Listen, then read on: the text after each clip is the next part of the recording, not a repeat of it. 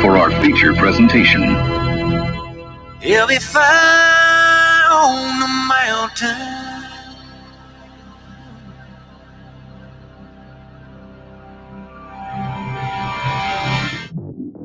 JB and Darren on the JB and Goldwater Show. Line drive right field, base hit. South Carolina wins the College World Series. Watson, touchdown. Hunter Renfrow. He got him, and it's all over.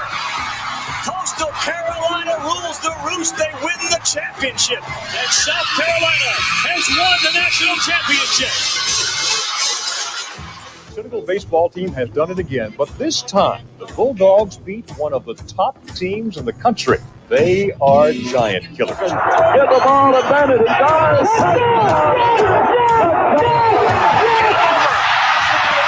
Gamecocks are in the Final Four.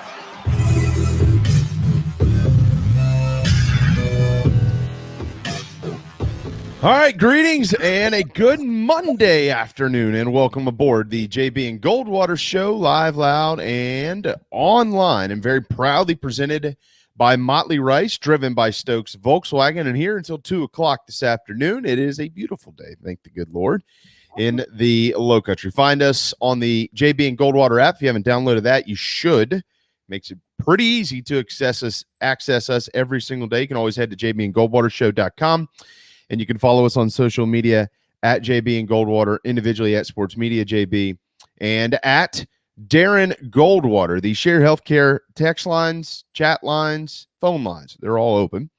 It'll be full in about 30 minutes. Wes Mitchell with Gamecock Central is going to pop in, but you can send us a note just like Craig has done and Clint has done in the Share Healthcare chat room, and Darren will put you right on through and into our program. And everybody might have something on their mind. A wacky weekend in college football, certainly, and we're going to cover as much of that as we possibly can over the next couple of hours. We do have some NFL notes to get to. We do have some baseball notes to get to as well. Braves are 4.5 up, and they got an important stretch coming up. But clearly, Darren, this weekend was owned by college football, the good and the bad across the sport. At 1:05 today, Perry Orth will join us, and then at 1:30 or so, Gene Sapakoff will join us. So back to back, starting at about 12:30. But your Nittany Lions keep winning, and you and I had a horrible weekend picking games. Both of us did. But I don't know that we're the only ones out there, because there were some wild outcomes. What's up, man? Yeah, I mean, it's not like there were going to be a ton of people picking Stanford to go beat Southern Cal, for example. But I'll tell you what, I had a great Saturday, again, setting up my sports bar in my own living room. And there was a lot of entertaining games. We learned a lot about a few teams. We have question marks about others. Auburn, I'm talking to you, so you can answer some of those this weekend if you'd like. And then there was a lot that we knew and proved to be true. It was a fun day of college football with what typically happens. You know, one of those Saturdays where you say, let's try and piece it through, figure out what you want to watch, and then all of a sudden, there's something going on you didn't expect at most given points throughout the day. Yeah, absolutely. Yeah. I mean, and we're going to get to the Gamecocks here in just a matter of moments, but yeah, I mean, I see Clint's, I see Clint's question there. Did Stanford win that game? Oh yeah, they did. And Clay Helton and Mike Norvell down at Florida State right now are hearing it from their respective fan bases. The Oregon fan bases giving it to their program as well, but in the form of applause by going to the Horseshoe this weekend and beating Ohio State. Those were just some of the wacky outcomes that happened. Notre Dame was this close to dropping one to the Toledo Rockets. That line that we questioned on Friday proved to be pretty spot on. Mm-hmm. Vegas, once again, knows what they're doing out there. Arkansas thumps Texas and catapults into the top 25. The Hogs, they got it going early, and we'll see if they can sustain that under the pit boss, Sam Pittman. And then, yeah, like Miami. I mean, Miami just a 2-point winner over App State. And, I think the question coming out of that game was, well, is App State really good? Is Miami not that good? I'm not drawing a hard line on that. I think it's a combination of both. I think App State's pretty good, and I don't know that Miami is, at least to start the year, as good as many of us expected them to be. So, yeah. My impression of the ECU game, that was my first impression of the ECU game after ECU played App, and it was, hey, what does the week 2 opponent for the Gamecocks look like? Yeah. My first impression wasn't ECU. It was, remember exactly what I said. I said, App State's got some dudes, and I think they're going to compete with Coastal in that division. That was my impression of that game. I think that's still true. I think based on what I've seen, I think App State's better than Coastal, to be honest with you. And I know that Coastal returned a bunch of starters, but they look really good.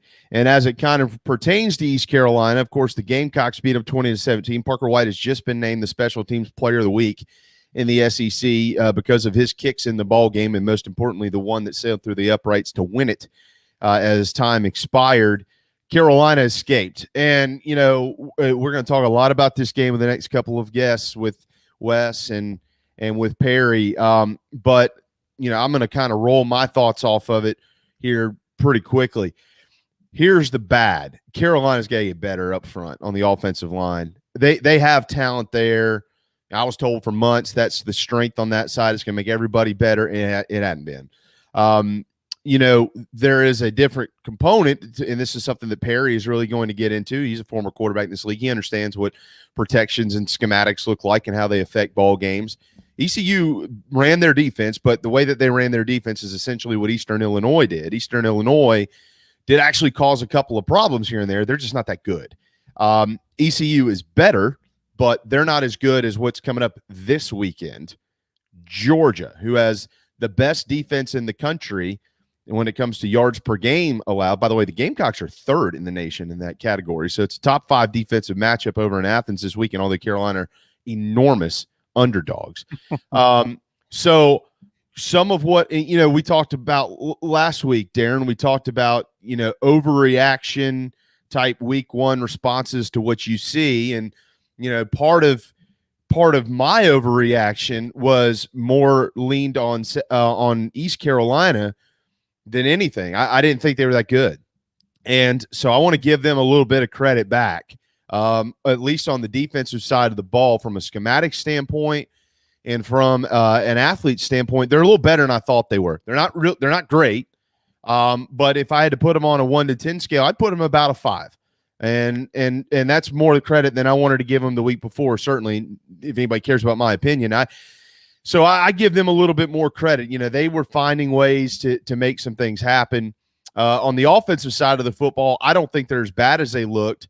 But I'm going to give much more credit to the Gamecocks. Carolina's got a pretty good defense. I think people probably need to take notice of this. You can go back to last year all you want. You can pick apart, and they might get exposed this weekend by Georgia in different areas. But that defensive line is pretty good. Mm-hmm. I've watched a lot of Gamecock football over the years. These guys are pretty good, and they're probably going to continue to get better if they can stay healthy as the season goes along, that's a really good thing. For South Carolina. Do have some notes to get to on kick times and stuff like that. So we'll get to that in just a minute, Darren. But let me throw this out there. I'm going to kind of toss the baton back to you here. And it's right there on Tyler. I see you. Doty's legs are our only chance to extend plays. Need to run the ball better. People missing Bobo's run scheme now. I do want to believe we're holding something back, but who knows? I don't think they're really holding anything back. I think that they have been doing what they're capable of doing with the situation, under the situation that they have. I saw some pretty, I'm just going to call it what it is, really stupid crap over the last couple of days from this fan base beating up on Zeb Nolan. All right. So is Zeb Nolan a primetime premier SEC quarterback? No, he's not. We all know that. But this kid is doing everything he can to help this football team. And might I remind everybody something real quick? He was not good in the first half and starting the second half against East Carolina. There are a lot of throws that were just way off the mark. And maybe that's attributed. A lot of the deep throws were on the money. He could throw that. He could throw the fade. He could throw the post all day.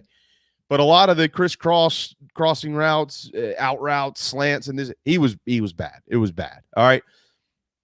look at it a little bit differently besides getting liquored up and picking up your phone and tweeting something that you don't know what you're talking about. Look at it this way. As bad as he was, they didn't even entertain making a quarterback change, which tells you two things. One, Doty wasn't ready. And two, Jason Brown ain't good. And I don't know if he's not good because from a talent standpoint, which I don't believe that's true. He doesn't have this offense down. And if they weren't willing to put him in then, he ain't good. So where would Carolina be without Zeb Nolan?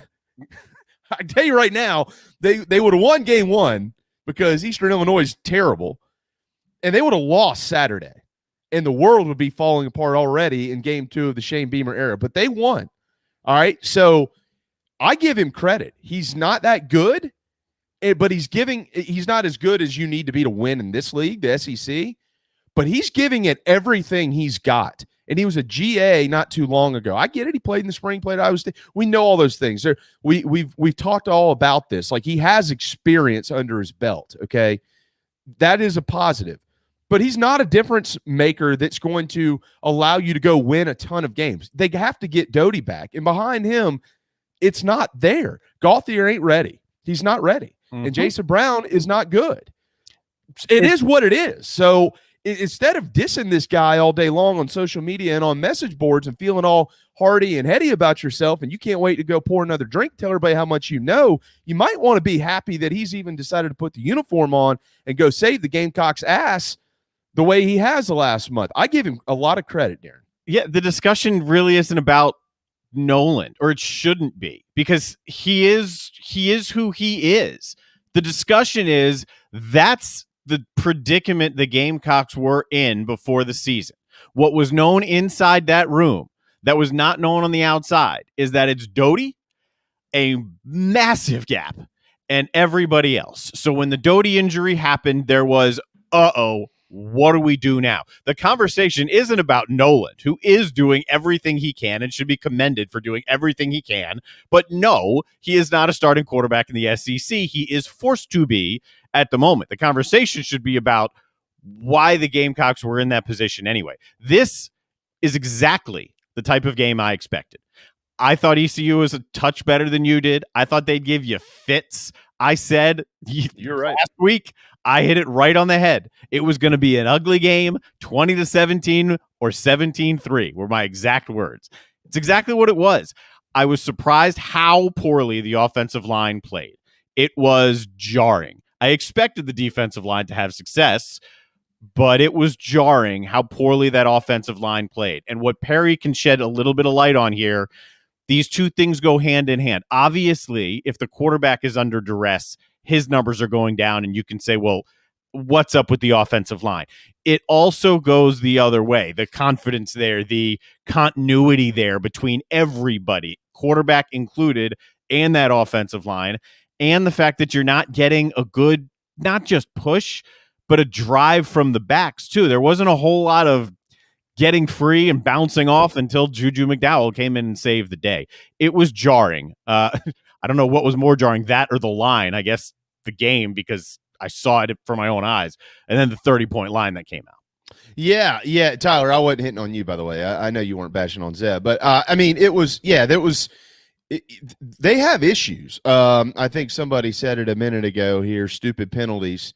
A lot of stupid penalties in this game by South Carolina. Yeah, Cam Smith has some DJ Swearinger in him. The difference is DJ would take the 15-yarder when you were winning the game, not when you were losing. And this weekend he got a little out of line, but that kid's a player, and they'll be able to get that in line. You know, sometimes you just got to let guys be guys. You got to coach them through some of those moments. But at the end of the day, you need them out there, and that drives who they are. You just got to get it under control. They'll get that under control. You know, some of the other penalties were pretty stupid here and there. The officiating, look, I went back and watched the game. The officiating was let's get the good out of the way, which some people don't want to hear this. They got those two replay calls right. Mm-hmm. They got them right. I disagreed with the first one with Josh Van, and then I kept watching. I was like, I'm talking about on Saturday. I was like, you know what? There's a case to be made. I don't think he had possession. He never didn't totally have possession but that's not a catch the way the rule is written. So they got that right. And the other one they got right as well. Where I had an issue with officials is it was kind of JV-ish out there at times. I was like, do you want to blow a whistle? Do you want to blow the whistle? I tell you what, let's talk about it, and then somebody will blow the whistle. It wasn't crisp, and they did miss a couple here and there, and so overall they weren't really good. It wasn't a factor in the game, though. They were fine. They were fine. It was your average college football officiating crew. I mean, they were not beyond awful. The fan base crushing them, that's completely unwarranted. They were fine. They were fine. Yeah. There was nothing egregious that went wrong. No, there wasn't. I mean, look, that game, the reality of it is, and this isn't one of those plays that you would say, well, yeah, but if you take that away, then this would. Like, Josh Vann dropping the football on the 1 yard line changed that game. Had he not, it's a 10-point victory. People are feeling a little bit better. Okay, we went up and took care of business and things like that. But that affected the game greatly. I think somebody just a minute ago hit the nail on that. Will, good for you. Yeah, play-by-play guys were awful. I mean, I'm not going to call them out. I don't want to get personal with them. But anything they said, it was the opposite. It was so bad. You talk about how bad the officiating was. The play-by-play guys were really bad. If you don't know, just don't guess. How about that? So I didn't think that was very good. But Carolina just has to be better. Nobody complains and bitches about all this stuff if your football team's playing okay. Mm-hmm. And they got to get better up front, and that's where it starts. And the whole thing coming back to Luke Doty, his legs, yeah, that's I think a lot of what this is about here. And there's a reason, if you're reading between the lines, look, we're not going to put him out there until he's really good in 7-on-7. We're not going to put him out there until he's really good in 11-on-11 and he's not sore afterwards, because that's his game. And with some of the issues I think that they may have up front that are going to have to be worked out over time, that's how you're going to survive that. So now, that being said, if Zeb Nolan starts at Georgia this week, when you have guys who are wide open and nobody's within 5 or 10 yards of them, you got to hit them. I mean, like, period, the end. So, they got some things to fix. But a win is a win. And somebody said to me yesterday, and I would say that I agree with this. This is a game that over the last few years, not the entire Muschamp era, but the last couple of years, it would have spiraled and they would have lost. Early in his tenure, they probably would have battled back just like they did yesterday. They did that in the Louisiana Tech game at home a few years ago, and Parker White had to kick a field goal on that one to win it. It was kind of a similar game. There was more fight in that program earlier in Muschamp's tenure than there was later. So, but yeah, the last couple of years, it probably would have spiraled and they would have got beat. But they won. They're 2-0. They're 2-0 at the end of the day, Darren, and they got Georgia on deck. And this week they're going to have to play perfect in order to have even a chance to win the game. And we'll see how it unfolds. Interesting week ahead for the Gamecocks, because inside that locker room, they know how badly they played. And with all the positivity, with all the energy, with the enthusiasm, with this last few months of Beamer talk, it hasn't been this way. There's been a lot of positivity. You get through Eastern Illinois, and the prevailing opinion was a very convincing win this week over East Carolina, even though every computer model you could look at was disagreeing. And those can be wrong sometimes. But that was the prevailing opinion. This was somewhat of a wake-up call in a number of different areas. The offensive line, that has been described by many, you brought it up already, as a strength. It's not. It's not close. So how do you fix it? Is it a personnel thing? I'm not going to sit here and tell you I'm qualified to break down the offensive line personnel. I can tell you together, collectively, that unit was not good. It needs to get better, whether it's simply working as that one, whether it's plug and play, I don't know. It starts there. Question 2 is obviously the quarterback room. How healthy is Doty? And if Doty's in there, how different is the offense just because he's more willing to utilize his legs? Let's start there, right? I mean, the receivers, I thought, at least had better hands. mean, you can take that positive. You No could doubt. take positive that they They're won. getting better. Yep. The positive that they won, no doubt, because this game was very, very, very, very losable from the beginning, and you won.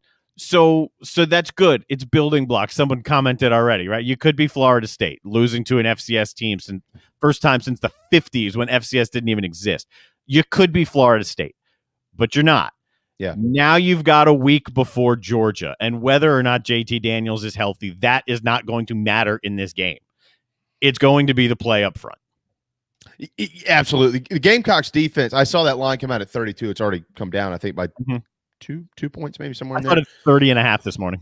So the Gamecocks defense, as long as they're not on the field for 40-something minutes a game, they're gonna keep them in games. I mean, it's just gonna happen. I mean, they're pretty good up there, and that's where it forces some of this. I mean, the offense, they're gonna have to score. I mean, and they're gonna figure it out. And with Doty, you're talking about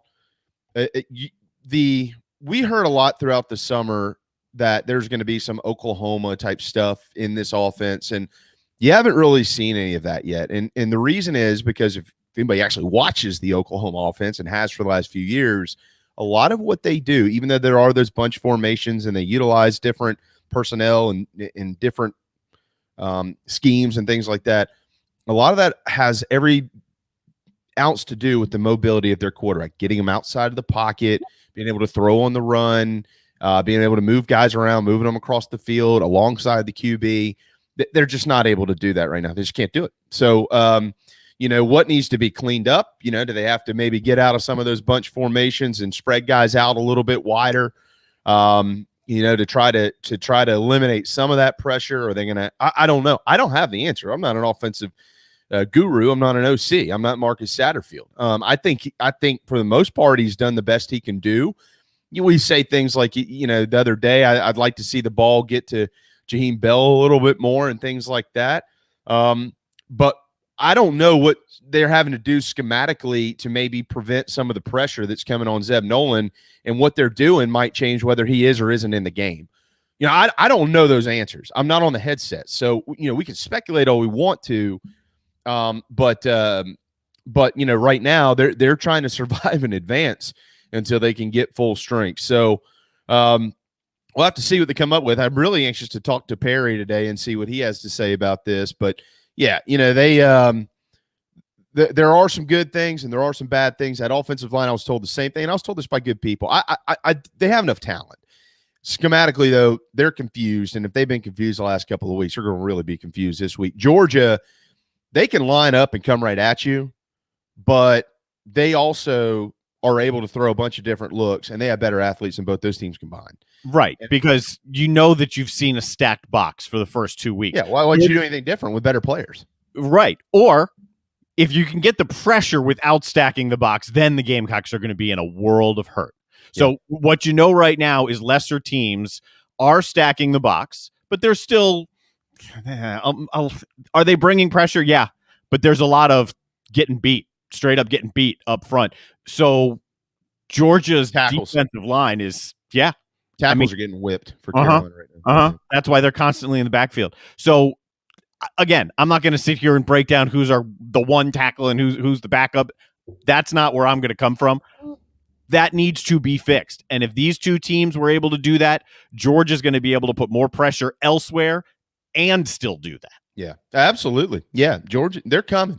And anybody out there that thinks that old Will Muschamp is just a special teams coach, boy, are you wrong. He might be the best defensive mind in the whole program. That includes Kirby Smart.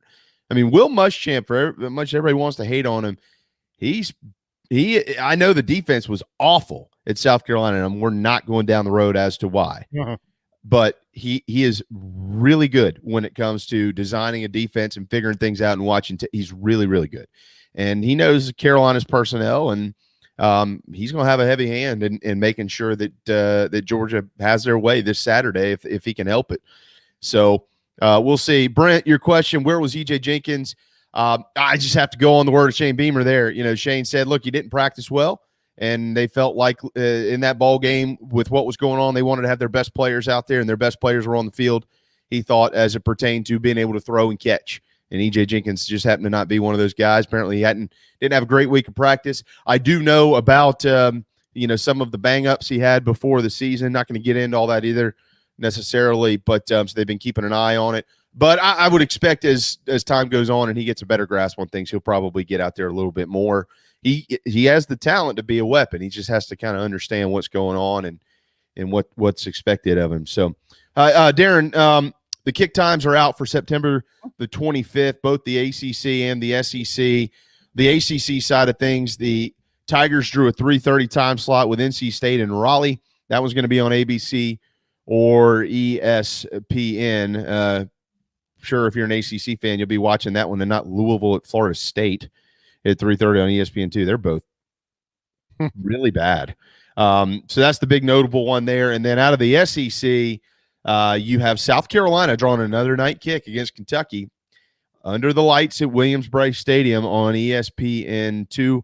Florida and Tennessee, they've also drawn a 7 o'clock kick on ESPN.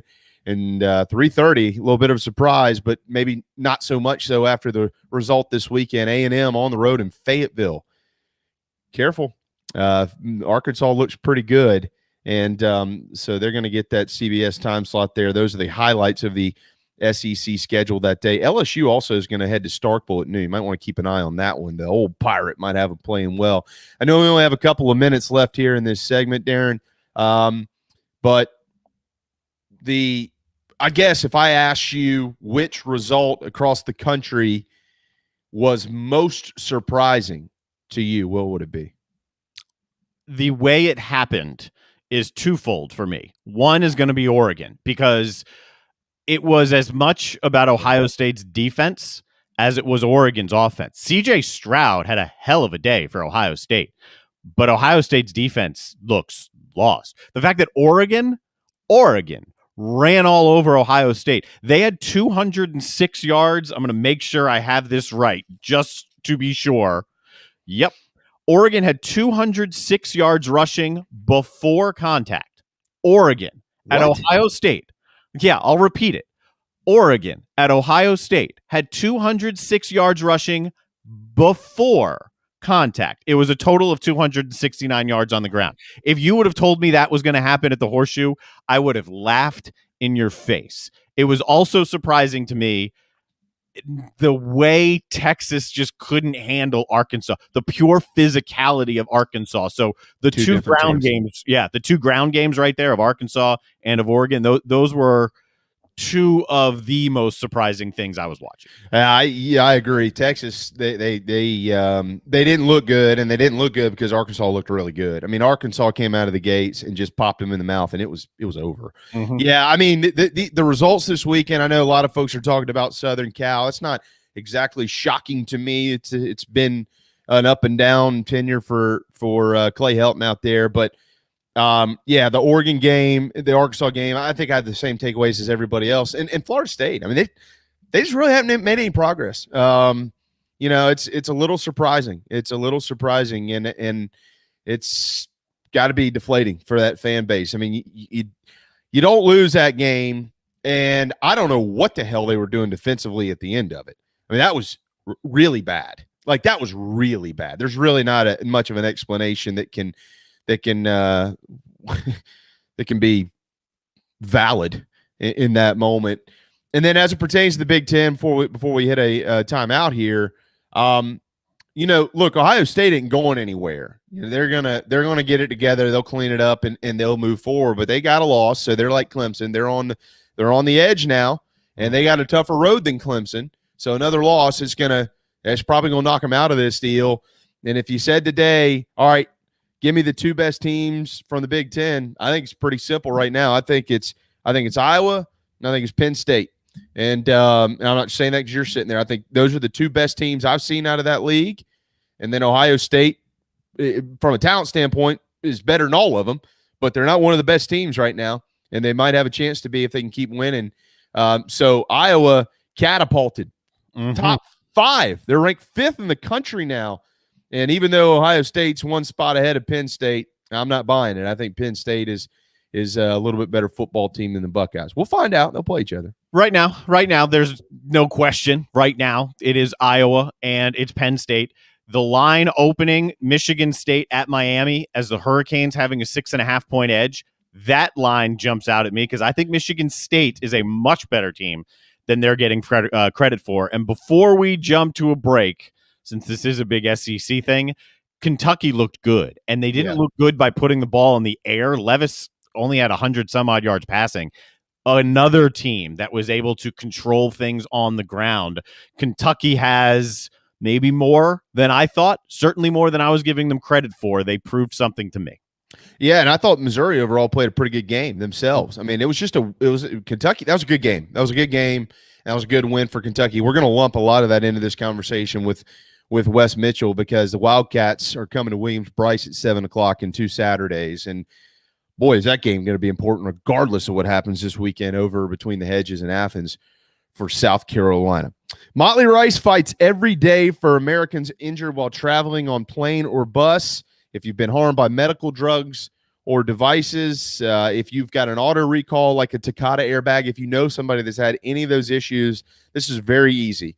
Just go to motleyrice.com and you can learn a lot about what your options are. They have soaked in billions of dollars for their clients over the years. Billions with a major capital B. motleyrice.com presents the JB and Goldwater show each day between noon and 2 p.m. Time for a timeout. When we return, Wes Mitchell with Gamecock Central hops in, and we'll look back and look ahead at Gamecock football. This is Mike Mazzell for Stokes Volkswagen on Ashley Phosphate Road. You know what happens when you sell record numbers of new vehicles? That's right, we take in record numbers of local trades. Despite what the news is saying, quality pre-owned vehicles really aren't that hard to find. You just need to know where to look. Stokes Volkswagen on Ashley Phosphate and on the web at stokesvw.com. We've got over 1,200 pre-owned cars, trucks, SUVs, and all at a fraction of the price when new. Every vehicle has been inspected and reconditioned, many with the balance of factory warranty. Best of all, at Stokes Volkswagen, you don't need perfect credit to get approved for a quality pre-owned vehicle. And we'll take any trade in any condition, even if you owe thousands more than it's worth. Don't forget, we'll buy your car even if you don't buy a car from us. You're going to love our pre-owned selection, I guarantee it. So come see us today at Stokes Volkswagen on Ashley Phosphate or stokesvw.com. Peace and love at Stokes VW. Negative trade equity financed a new loan, subject to lender approval. People don't like to get stuck in traffic, stuck in the mud, stuck at work. And 2 others you probably don't think much about, stuck with a big medical bill or stuck with a healthcare program that doesn't fit who you are. Experience true medical freedom with Share Healthcare. More affordable, more options, user-friendly, and biblically sound. You can join right now. Explore a new way to show you care with Share Healthcare. Join us today at sharehealthcare.com. sharehealthcare.com. Wando Power Equipment, the trusted home of Hustler zero-turn residential and commercial mowers. There is nobody more trusted in South Carolina than our friends from Wando Power Equipment. They've been providing elite commercial and residential service for over 30 years. Landscape Services have turned to their selection of Hustler zero-turn mowers like the Raptor. Bigger, stronger, faster, and the most durable Raptor Hustler has ever designed. Located on Daniel Island and online at wandopower.com. Wando Power Equipment, owned by the Price family, the home of Hustler zero-turn mowers, rentals, service, and specializing in family and friendship. You hear me talk about Dog and Duck all the time, and there's no other place I'm going to watch my college and NFL than the Dog and Duck. They have 3 locations, Bell Hall, Park West, and Clements Ferry Road. They have specials all football season long, like $12 pitchers of their own D2 brew, $5 pints of Sierra Nevada, weekly pick'em sheets with prizes, and the best wings in town, bar none. For all your football, college, and NFL, the Dog and Duck, Clements Ferry Road, Bell Hall, and Park West. Motley Rice LLC is a law firm with international reach, but it hasn't lost its Carolina roots. The Motley Rice team fights every day for people harmed by products including asbestos and talc exposure, medical drugs and devices, and also catastrophic injuries and auto recalls, including dangerous Takata airbags. Motley Rice is headquartered in Mount Pleasant at 28 Bridgeside Boulevard. Visit motleyrice.com. Thank you, Motley Rice, for supporting the JB and Goldwater show and the Big Gamecock Preview show.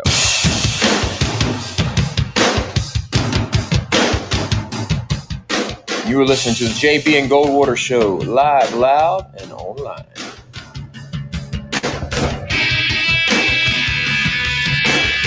All right, 12:34.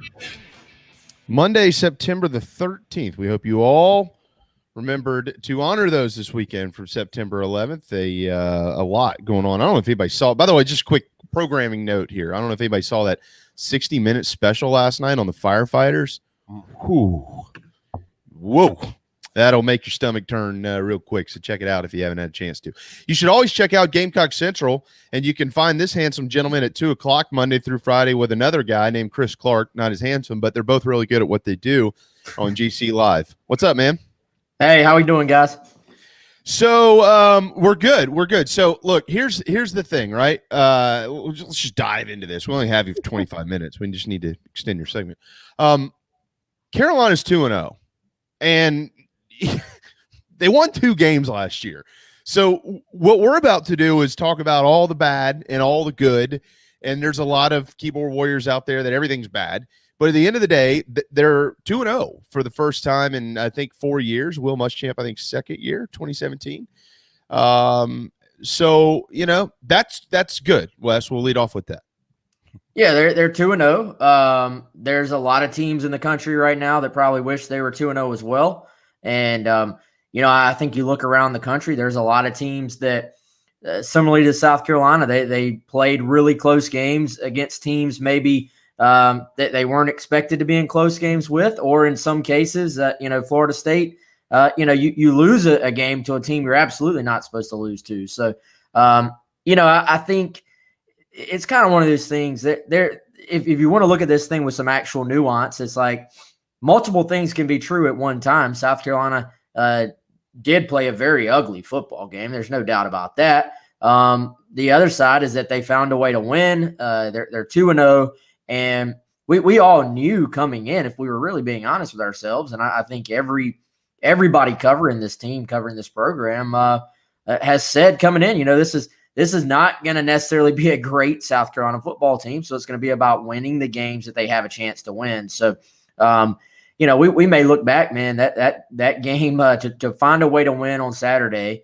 to me, is the difference between South Carolina really having a chance to get to that 6-win number and getting to a bowl. And that's what I've always circled. Like, hey, if they can get to 6 and get to a bowl game, then that's a great season for where they're at. Versus if you're 1-1 right now with an ugly loss and you start trying to find 5 more wins on the schedule based on what we saw Saturday, you're probably saying a lot's going to have to change for that to happen. So far they've done what they've had to do, and that's something to applaud, I think. Absolutely, and it's going to be really premature per your comments, for fans to look at the schedule and start trying to find 4 or 5 more wins. There's going to be a lot that changes week to week. I mean, what's true today might not be true next week. Auburn looks better than we thought. Kentucky, I think, looks better than I thought. Missouri, even with that loss this weekend, looks better than I thought. That strengthens the schedule. But then we could have the same conversation next Monday, Wes, and a lot of this won't be true. So we're not going to. I don't think it's fair to go down that road just yet. As it pertains to the Gamecocks and the road that they're on, this weekend at ECU, you're right. They really didn't play that well, except for the defensive line and overall the defense, and they won. But coming into the year, one of the things I kept hearing, you're around it every day. So correct me where I'm wrong, and give me your thoughts on whether any of this is true or none of it's true. I thought the offensive line was going to really carry them. I really did. And they've been, I would say, disappointing is the word I would use from my eyeballs the last couple of weeks. Schematics have played a large role in this. I think they've been confused at times, Wes. I think the talent's there, but it's been subpar. So what do you think? Yeah, I think you came in on the defensive side. You said the D-line is going to have to carry the day. And on the offensive side, you said this O-line and these running backs are going to have to carry the day. Check mark on the defensive side, not a check mark on the offensive side. I think we all could chalk up last week, game 1 to, hey, it's game 1. You're playing a lesser opponent. Sometimes these things just happen. Well, I think this past week, obviously, that is not what anybody expected coming into this year. out of South Carolina's offensive line. And, I think the problem is, last year, as good as they were on the ground, as good as Kevin Harris was on the ground, this was a very hit or miss offensive line. So it wasn't just that they were just able to just kind of lean on teams and completely dominate up front. If you look back, the numbers maybe sometimes look like that, but it was more like kind of an all or nothing type running game with a ton of big explosive plays. Well, guess what? So far, those big explosive plays were just everything is blocked up perfectly.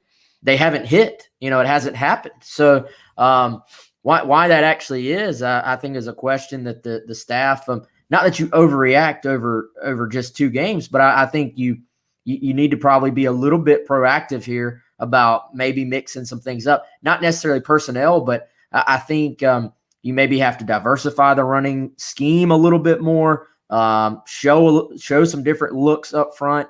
I think we saw South Carolina have a lot of success last year with some of like the gap scheme stuff where you're pulling guards, you're pulling centers, sort of the buck sweep or, the pin and pull sweep. It's all kind of the same thing, but where you're trying to get movement up front. And that was a big part of what they did last year. Hasn't quite, I don't think has been a big part of what they're doing this year so far. So I think, you only lost 1 guy. He was a good player in Sedarius Hutcherson, but you got 4 guys back from an offensive line that was solid last year. So I think, you look at it and absolutely the expectations, even the coaches said it, I think Marcus Satterfield said coming in, this offensive line, I'm paraphrasing, but the offensive line is going to have to sort of set the tone for this offense. I remember him saying that in one of his, Wednesday press conferences. So yeah, it has not been what we expected, I think is probably the most accurate way to say it. Purely speculative here, but is that where our focus is this week, Wes? Guys like you, who are really kind of covering every angle of this. Is that where our focus is? Could there or will there or should there be a change before they kick off in Athens Saturday? Well, and I think I'll answer that question by also saying they could make some real progress this week, and it may not show in Athens on Saturday. This is going to be a tough test, y'all. But and what does I see Clint saying in the chat, Ja'Kai Moore needs to be playing left tackle. Maybe not. I've always been high on Ja'Kai. I think he's got a very bright future at South Carolina. Is it a personnel change? Is it that you're mixing up your run calls a little bit more, just giving teams different looks? I don't know what that answer is. And obviously none of us are at practice, but I do think it's safe to say not that you just scrap everything. Nobody's saying that, but do you start to tweak some things and try to get something going? Absolutely. And I was about to say luckily. I don't think luck is the word, but the fact that little sort of stretch play at the end of the game with Juju McDowell finally started, they found something there that started hitting. That was the difference in the game, I think, for South Carolina. But you can't rely on just that sort of one call. And teams, like Beamer said, teams they're gonna watch the film. They're gonna try to do the same exact things that to an extent EIU and then ECU did as well. So I don't know if every team's going to be as aggressive at blitzing and bringing sort of these zero coverage blitzes where you're bringing 6 guys. There are times, y'all, they weren't just stacking the box. It wasn't like we're going to stack the box and be like hang out in the box and wait for the running back to get to you. They were sending pressure. Yeah. Now, that does not excuse what we saw because you still have to be able to find a running game. But there were some reasons for that from an ECU perspective as well. 12:44 Monday afternoon to our Mac and Dino guys there. Hey, I worked for ESPN Charleston, and I picked Carolina to win that game as well, and everybody laughed at me, and then they weren't laughing that Monday. That just happened to be a good matchup for the Gamecocks that year, and, of course, Izzy McQuamu and Javon Kinlaw made a lot of that happen.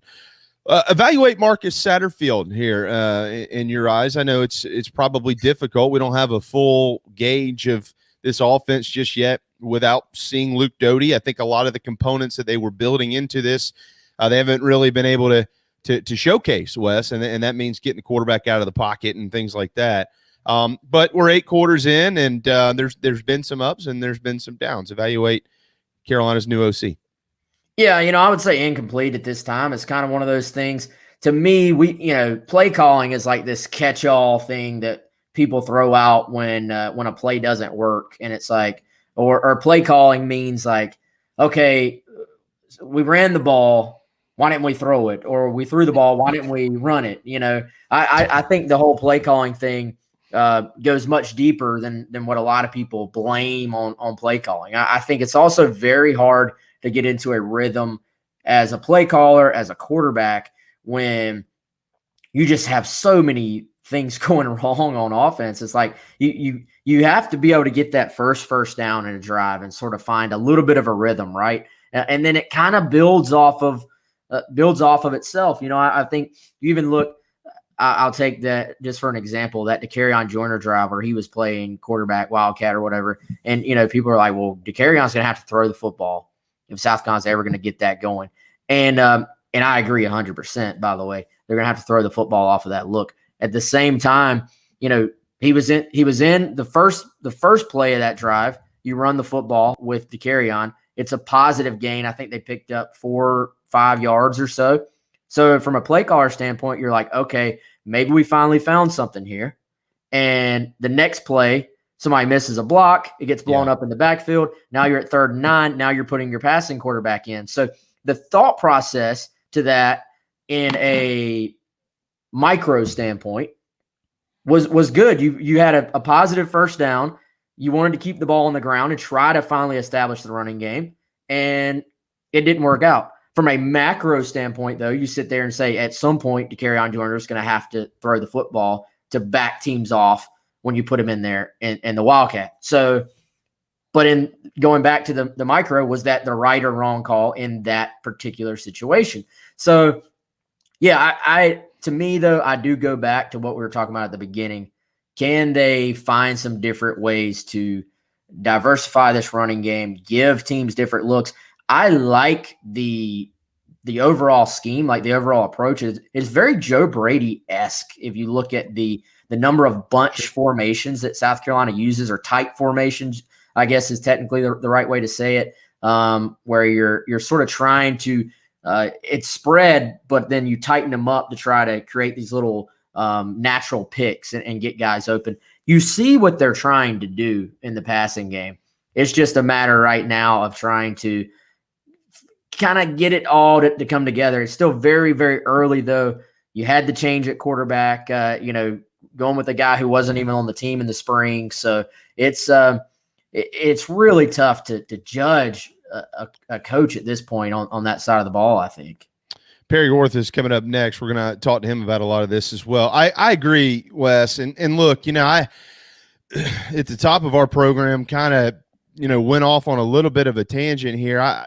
Look, Zeb Nolan is not a top flight SEC quarterback. We all know that. I mean, this is a basically, if you want to view it this way, I'm not trying to downgrade or degrade this young man. This is a survival tactic by this coaching staff right now, in my opinion. They're putting a guy in there that's going to give them the best chance. And he didn't have a good day. He had a couple of good throws. He could throw that deep route. We saw that. But a lot of the intermediate routes, Wes, he was way off. And here's the thing. Right now, you just have to kind of live with it. Like, you want him to clean it up. I get it. But you just have to live with it, because had they had a better option, that better option probably would have been in the game. I mean, they don't have a better option right now until Luke gets back in there and he's kind of able to utilize his legs and things like that, reading between the lines with what Shane has said. So, I don't know that Zeb Nolan gets, quote, all the credit in the world, one of these catchy terms that we use a lot, but I think he deserves more credit than he's getting by the keyboard warriors and the drunken Twitter heroes, because he's doing everything he can do out there, and it's just kind of where they are right now. Yeah, no, I agree 100%. The Pro Football Focus numbers had Zeb with and that's a whole nother conversation, how much stock you put into those as a whole. But compared to the rest of the offense, Zeb was not near the bottom of the list. Mm-hmm. So Zeb was actually near the top of the list as far as offensive performers. Whether that's good or bad, well, that's another discussion, I guess. But here's the thing: nobody. If you're a fan and you're really paying attention to your local media options, like I won't even just say Gamecock Central. There's a lot of really good ways to follow this program here locally. No one has ever said expect Zeb Nolan to go in there and be a Heisman Trophy contender. Even the offensive coordinator himself, or was it Shane Beamer? One of them literally said, we're not expecting our quarterback to go win the Heisman. It's been said from the very beginning, if Zeb starts leading up to it, which he obviously has started the first 2 games, it was said he is starting because he is the guy who can manage the game for South Carolina, not put them in bad situations, not make mistakes. He did have the 1 pick and another one that could have been picked on Saturday. But point being, it's kind of, I'll say it. You got Perry coming on next. It was kind of like when people were sometimes hard on Perry if he made a mistake. And I'm like, Perry was a former walk-on who really exceeded expectations coming in and gave South Carolina a chance to win some games when scholarship guys were not getting it done. So in this case, you're talking about an injury and the fact you inherited this roster if you're Shane Beamer. But man, I mean, I don't know. It seems attacking the quarterback who just is sort of thrown into this situation and is doing everything he can, trying his best. It's kind of, I don't know. It kind of misses the mark a little bit with me. Misses the mark with me too. I mean, look, I'm not, if you play college football and you're a quarterback and there's a guy standing there open and nobody within 5 or 6 yards of him, you should be able to hit him in the chest. Like, I'm not stupid. I get it. I'm not trying to come up with excuses. All I'm saying is they kind of are where they are, and you might have to live with one of those. And I'm going to ask Perry about those 2 throws when we have him on in the next segment, Wes, because I don't know if that was a miscommunication, if that was rushed on his part. I don't know. I'm not an OC. I'm not a quarterback, but I'd like to learn. So I'll ask somebody who was. Let's flip it, though, on the other side of the football. You got Georgia coming up. Carolina has 1 chance at being remotely close in the game on Saturday night with a miracle on the horizon, and that would be their defense. They've got 2 pick sixes in 2 games. That's great. The defensive line, Wes, you've been following this program a long time. Those guys are good. And you know what? They might not have a great night in Athens on Saturday. I don't know. I'm not predicting that they won't. But if they don't, I would probably give a little bit more credit to Georgia than taking a swipe at them. They're pretty good up front. And I think overall at linebacker, they played better. And I think the secondary, Wes, led by Cam Smith, even though he can get a little mouthy at times, sometimes you just gotta temper it, but you gotta live with it with guys like that. They've been better than I thought they would be, much better actually. So what does this defense in your mind do for this football team with everything that's left on this schedule, obviously starting with Georgia? What does this defense mean, and what can they provide for this program as they work out offensive kinks? Yeah, I think, first of all, Clayton White and the defensive staff, tremendous job so far. Installing a new scheme, it's a completely different approach than what South Carolina used last year. Let's talk about the talent South Carolina had on the defense last year that is now, in some cases in the NFL or playing for other Power 5 schools. So to come in, implement this new scheme, it's been really impressive. Obviously, the opponents have not been great, but there was some talent on that ECU offense, and they really, coming into the game, I said that South Carolina fans needed to, at about 3:30 or 4 o'clock on Saturday, they needed to be saying, man, that defensive line took over that football game. And I think, the game didn't necessarily play out the way I thought, but that was one thing that did sort of play out like that. And the thing that's been impressive to me is that it's not just been one guy. Enigbare has had his moments. Sterling has had his moments. Jordan Strong has had his moments. Dak Pickens, Boogie Huntley has kind of come on and been a guy that has played as a young player. Tonka Hemingway was in the backfield some yesterday or Saturday, even when it's not showing up on the stat sheet, because those guys, if you're rotating a bunch of guys and depending on how the game plays out, you're not always going to see it in the stat sheet. But I watched the front four across the board just stop the run and pressure Halton Ahlers, their quarterback. So for me, are the numbers going to get a little like worse when the talent level of who they're facing goes way up? Of course, like you got to expect that. But man, I think you just have to give a ton of credit to this staff for for getting guys ready and putting them in a position. And Clint talking about David Spalding and Darius Rush. I mean, Darius Rush, this is a kid who's really started to come into his own under this staff and has ability. Like he has size, he has speed. He's a smart kid. He works hard. So, there's a lot to like. I just love the aggressive nature of the way they play defense. Like this is a very different approach as far as kind of sitting back, saying we're going to play a couple of different coverages and sort of just let it play out in front of us. This is we're going to go attack defense. We're going to try to make things happen. And, look at the linebackers. I think Brad Johnson transitioning to a true linebacker spot has been really good for South Carolina as well, which is obviously Clayton White's specific position. So, so far, so good for this defense. You got to be impressed with them and these coaches. Absolutely. Clayton, they keep this up throughout the year. As you mentioned, the numbers will decline naturally. But they keep it up throughout the year. Wait to the end of the season. Wes, this is the stuff you cover in the offseason. There's going to be a lot of door knockers for Clayton White trying to get him out of Columbia, South Carolina.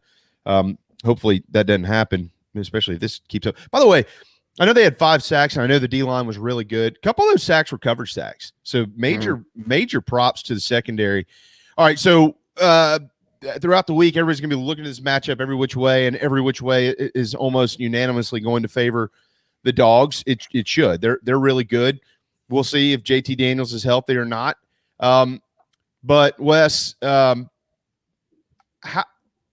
not asking you how do they win the game. I'm asking you, what are they most focused on this week, South Carolina, to be able to play a game that they can more control, if that makes sense. Not getting in Athens and having to play keep up with the Dogs, or, at least playing some type of whether it's an ugly game, a defensive game. What's the message this week to give them a chance? Yeah, I think the two things I'm going to be tracking myself will be the quarterback position. Is Doty ready to go? Beamer said yesterday, if Doty is ready to go, then, he'll go. There's no we're going to hold him because it's Georgia type thing and just save him for Kentucky. There's no sort of wave the white flag approach to that position, I think. And to me, y'all, it goes back to that offensive front. Like that is probably the single biggest storyline right now for me, because it's kind of been a bit of a surprise at how it's played out. So I think you have to. I don't know what the adjustments are. I don't know what the tweaks are. That's for them to figure out. But to me, that's the thing. If you're looking internally, if you're South Carolina, that's probably what you're like, man, we have to fix this. And even if it doesn't work out in Athens, because your chances of winning this game are very low, you got to get it fixed for next week. Yeah. Kentucky, home game, 7 p.m. Your crowd is going to be in it. The biggest swing game of the season in the early part of the year, at least. You got to get it fixed for that. By the way, real quick, I got to throw a shout out to Josh Vann, man, because I think Josh has been hit by, a lot of people sort of gave up on Josh Vann. And even hearing all the positive glowing reports all preseason, I was sort of like, man, I got to see this in a game before I start putting my name on hyping him up too much. But Josh has had a really good start to the season, and he really has bought into sort of the culture that Beamer and Coach Stepp there at receiver have sort of implemented. So Vann, yeah, he had the fumble at the goal line, but I think looked like a guy who can be South Carolina's leading receiver, which is a great sign for the Gamecocks. He's molding himself into a similar story that we've seen unfold around here a lot, Wes, over the years. I mean, you all of a sudden had a year that Ace Sanders stepped up, and then all of a sudden, Bruce Ellington, and last year Shi Smith becomes the dude, and Debo just became the dude. We knew about Debo, but he had a bunch of injury issues and things like that. By the way, he had a hell of a game yesterday for the 49ers. But so he's one of those guys where you knew it was there, but I got to see it. And so far, I'm totally with you, man.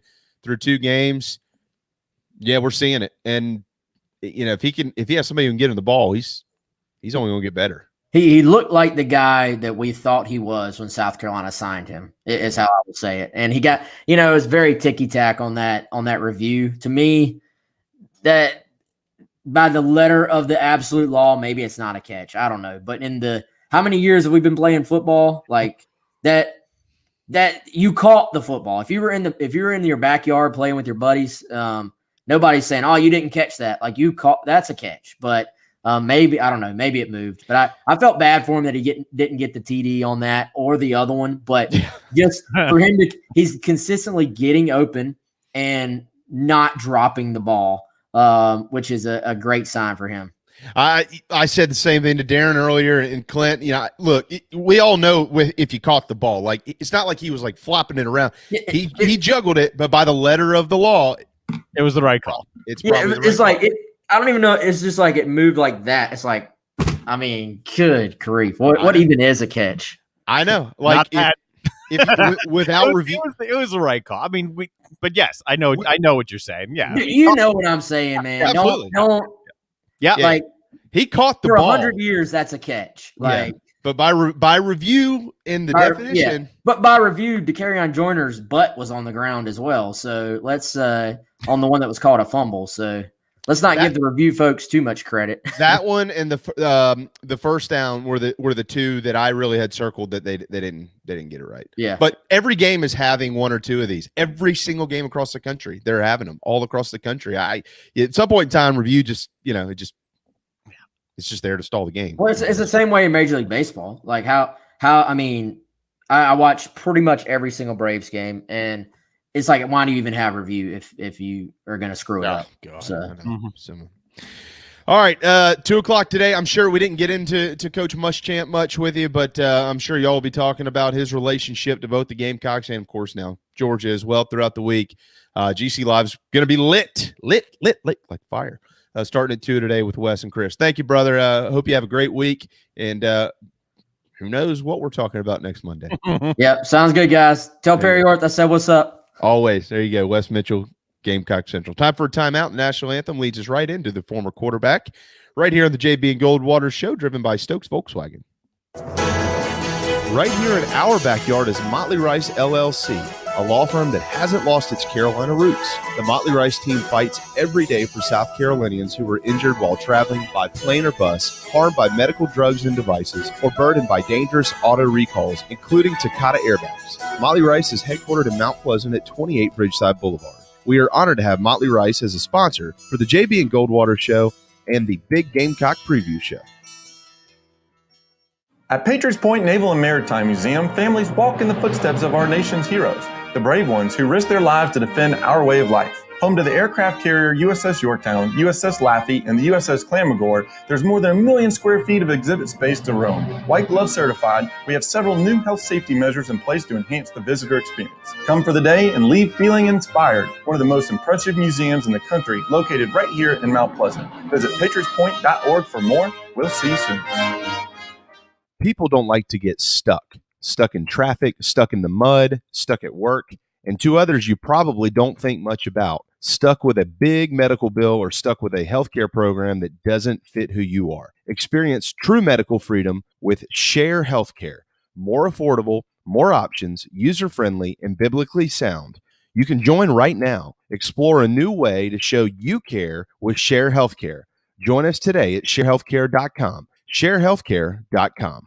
This is Scott Glaze, head golf professional at the Links at Stono Ferry, located on the outskirts of Charleston, South Carolina. I'm inviting you to tee it up on one of the most scenic and challenging courses in the Low Country. Our back nine is highlighted with 3 holes that border the Intercoastal Waterway.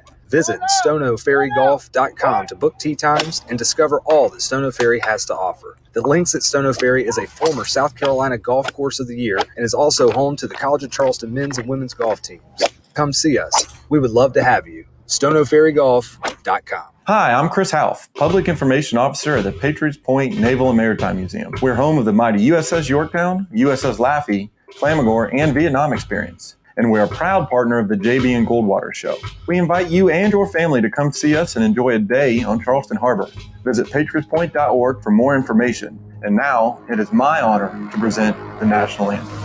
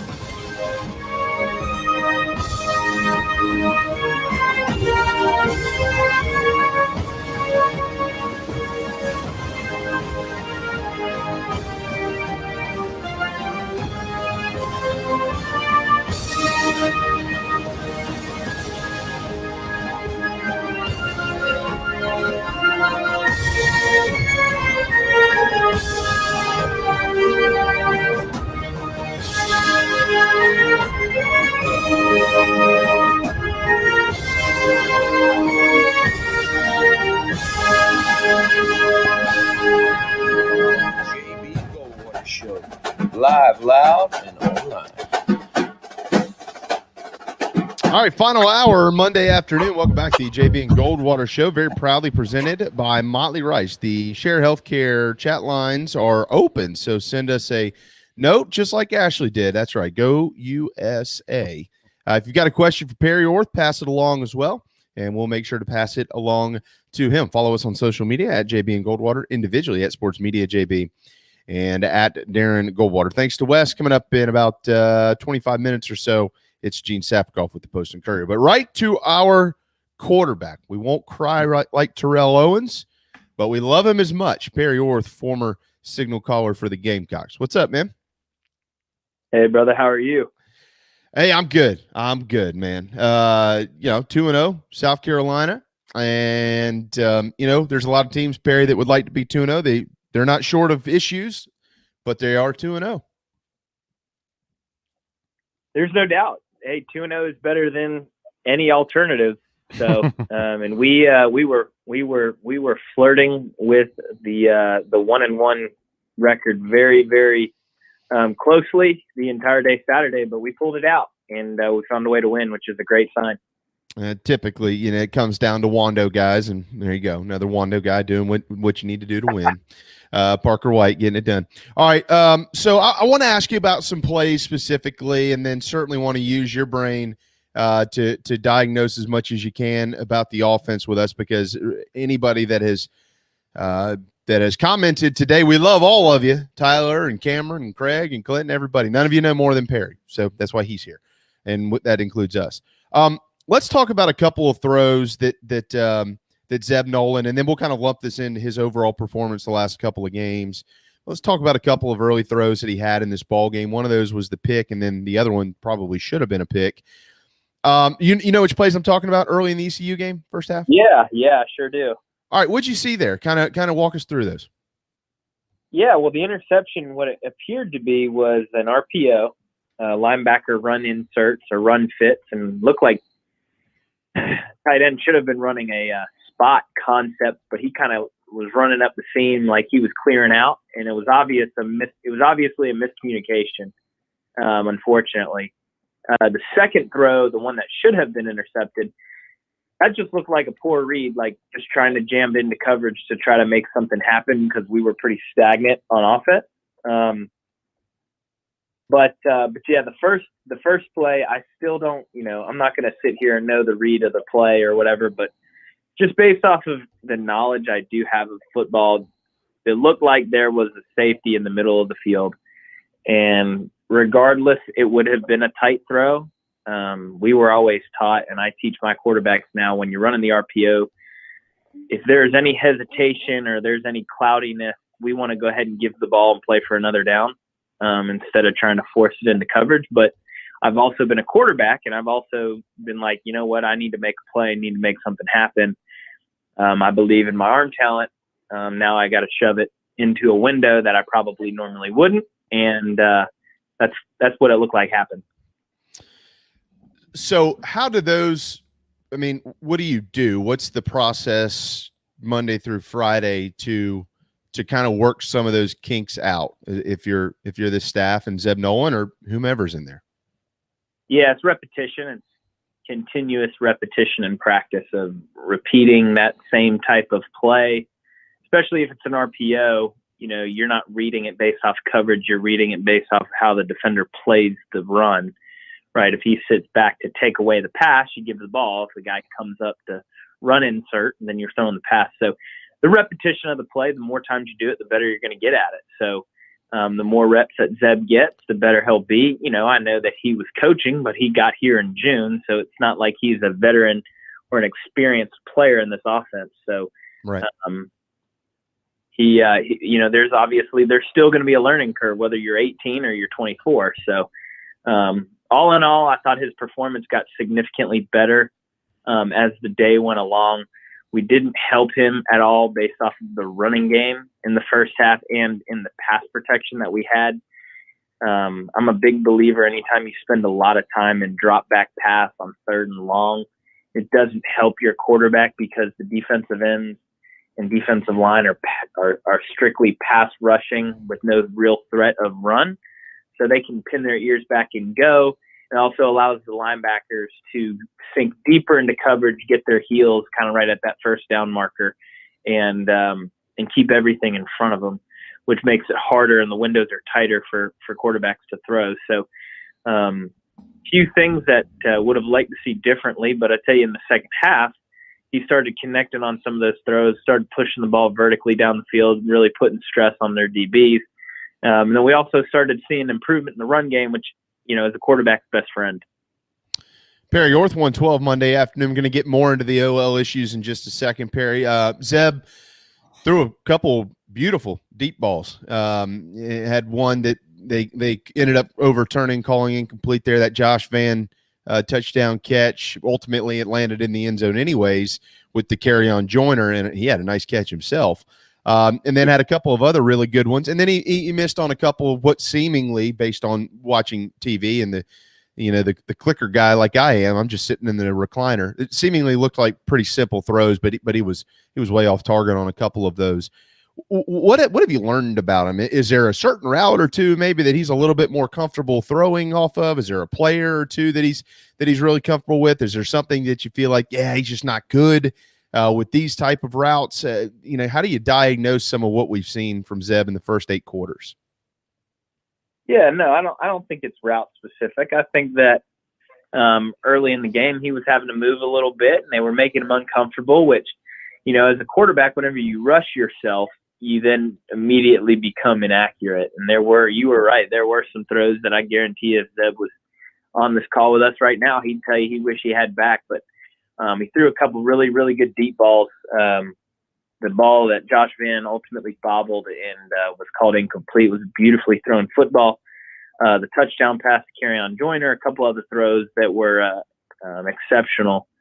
I just think that he, and it's difficult. I mean, 4 weeks ago, he was holding the clipboard, like you said, doing room checks for the players. And now he's out there playing Division I college football. Right now he's moving a little bit slower than some of the other footage that we've seen him play with. And I think that's just due to, him, not really spending a bunch of time in the summer working out and running and doing all that good stuff. And he still is getting back into the swing of things. These guys have been spending all summer conditioning and working out and doing all that good stuff where he may not have been. So he's still kind of getting his feet underneath him. But all in all, I don't think it was a terrible performance. Now, would he tell you he could have played better? Absolutely. But ultimately, he did give us a chance to win the ball game and get us in field goal position. and we cleaned some things up in the run game, finally started getting some push up front, and gave Parker a chance to win us a game. Yeah, I'll be honest, Perry. I know that there's fans who've said similar to what I just said, and are probably hammering. Well, not probably. I know they are. They get all liquored up and say whatever's on their mind via their fingers. They're not going to. They don't win that game Saturday without Zeb Nolan. I know he had some bad throws in there. They also don't win it if he's not in there. Even as bad as it was at times, they didn't even think about making a change, which probably should tell everybody what's behind him at this point in time. All right, let's move up front, right? So Perry, they have issues. It's clear. Yep. We all thought the offensive line would be much better than they've been, and you know what? Who knows? Maybe they figure something out this week. But just going to ask a very simple question, probably with a fairly complicated answer. What are you seeing up front that's causing so much angst? Well, we obviously have a really big offensive line. No, there's no hiding that. Big guys. I think, again, that you can help players that may not be as fleet-of-footed in the offensive line by the types of plays called. Not saying that they were bad plays called on Saturday. I'm saying that when you're constantly in third and long, it puts a lot of strain on your offensive line to pass protect against guys that are just booking it up the field. Makes it really difficult. Not to mention they brought some pressure. They were bringing run pressure to clog up every gap they could to force us to throw the ball. They felt like they could match up with us good out wide, and for the most part they did. And I expect to see a ton of that this weekend in Athens. I think the confusing part is that, for the most part up front, we're playing with the same group of kids that we did last year. And we're not getting nearly the type of push that we did last year. And I don't know if that's a schematic thing. I don't know if the other teams that we've faced have really just sold out on stopping our run, which might be the case. But until, that formula doesn't work anymore, teams are going to continue to do that. Georgia has the capabilities with their front to do that with their 4 down alone. So we're going to have to get very creative in the run game this week and moving forward if we're going to want to have the success that we need to have. Obviously, Juju McDowell came in and was a great change of pace for us and was able to get outside on the outside zones that we were running in the second half, and was able to stretch the field doing that. Obviously, he had an explosive kickoff return as well. But he's a great player. We got a ton of backs. We just got to clean some things up, I'm sure, in the run game that we're missing right now, because we're going to have to be good at that just because we don't have the elite talent out wide that, we're accustomed to having here. Yeah, I think that's where we'll get to some of that talent in just a second. I certainly want to touch on DeCarrion, who you've known for a long time. And Josh Vann has been something special over the last couple of weeks with what he's done. But with the running backs, that was from an offensive standpoint, Perry. Carolina fans and just anybody following the program all off season. This just goes to show you that you don't really ever know until you see it. When you talked about the offense, you said, "All right, well, what's good?" Well, here's what we know is good. We know they're good up front. And we certainly know they're really good at running back. We'll figure it out at quarterback. We don't know yet what Luke Doty's going to do. Of course, we haven't seen him. And they got a long ways to go at wide receiver, and they're probably pretty good at tight end.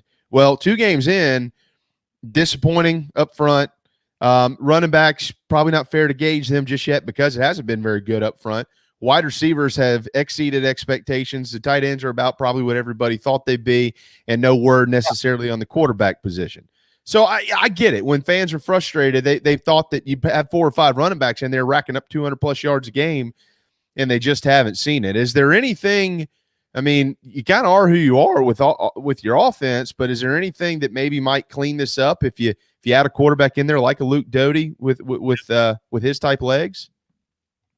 Yeah, having him back definitely adds a dimension that we just don't have right now with Zeb. So it'll be interesting. Yeah, I will say, and speaking on the receiver play, we coming into the season, we have a bunch of unproven guys. It doesn't mean they're not talented. They're just unproven.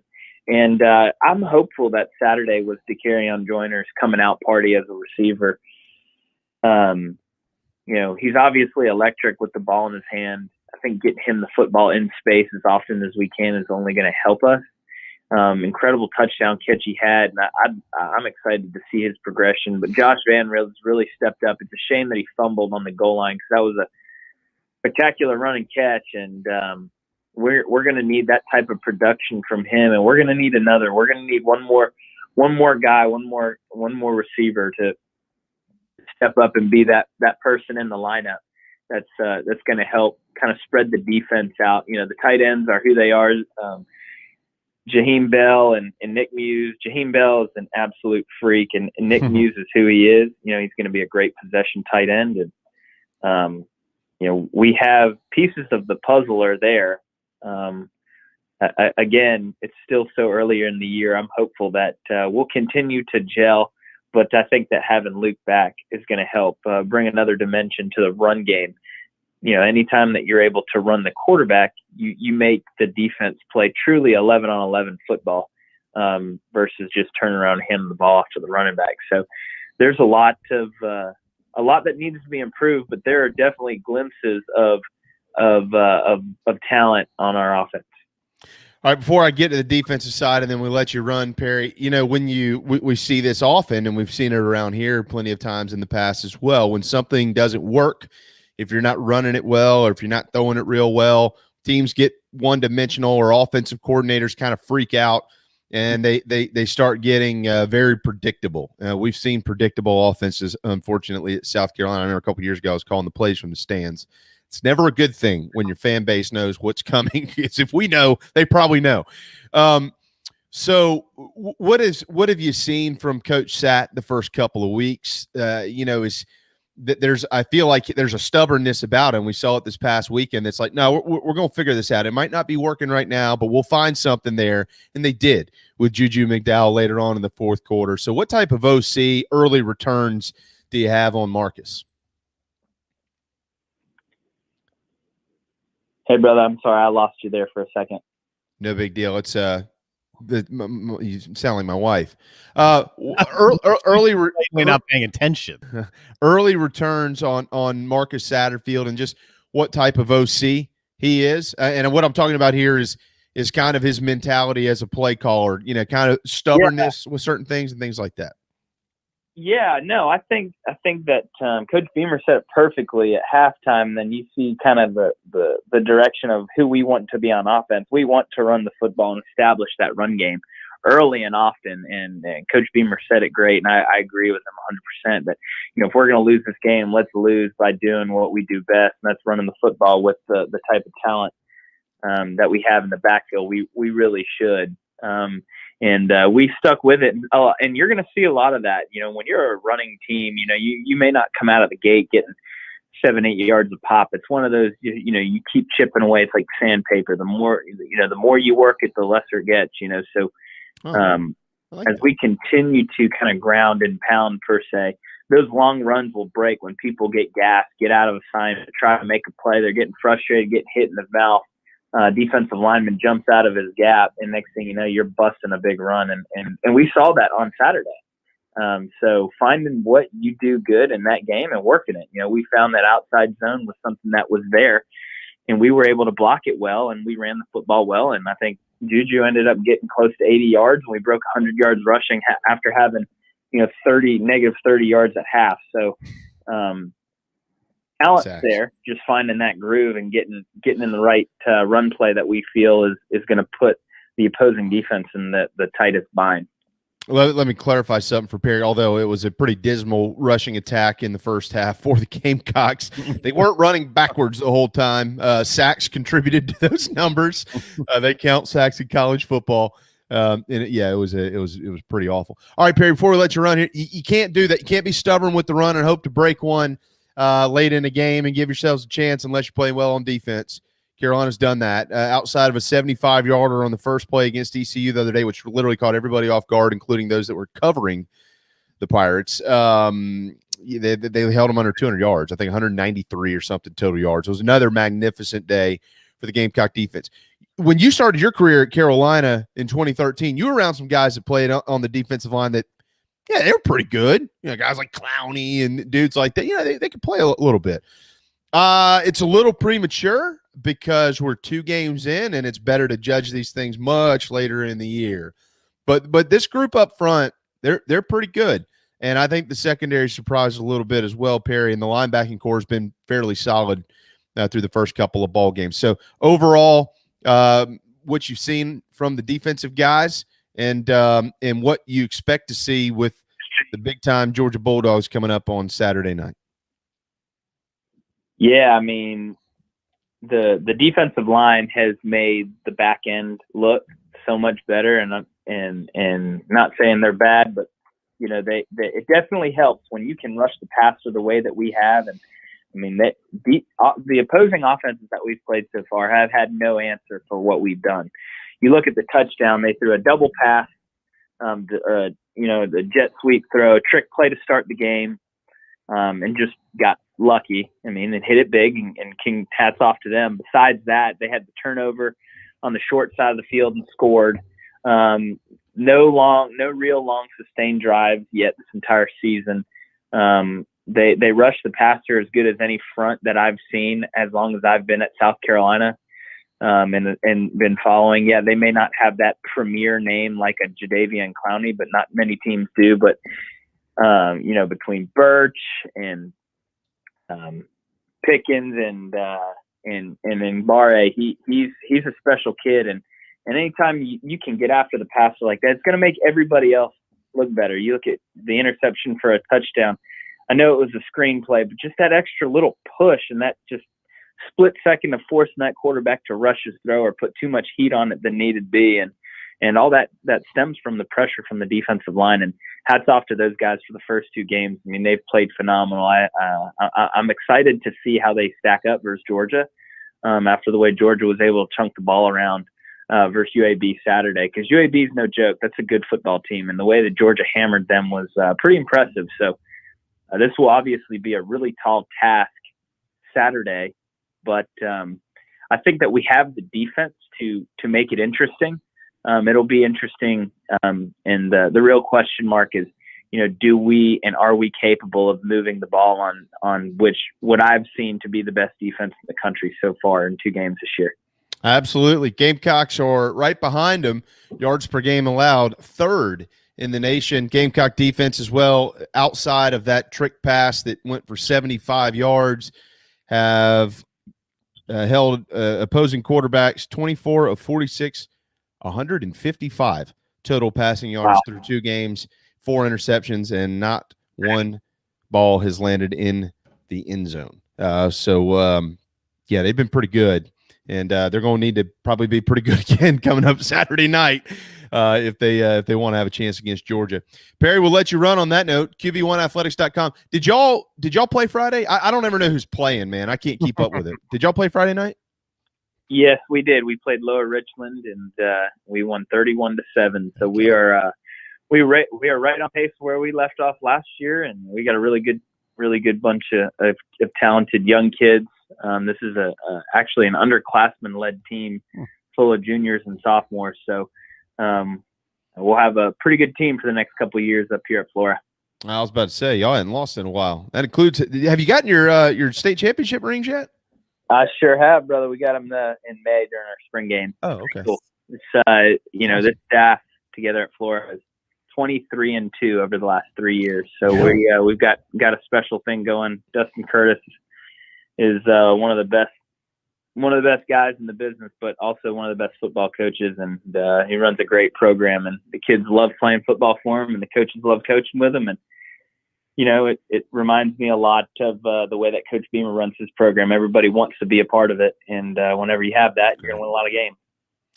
Well, for all the young men out there that want to win a state championship as a quarterback or want to go play college football, you might want to head to QB1athletics.com. This guy can teach you how to do both.